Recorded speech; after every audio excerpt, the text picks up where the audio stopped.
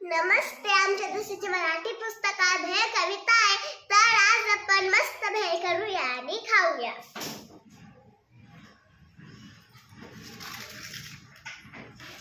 आता घ्या मुरमुरे आणि शेव पापडी.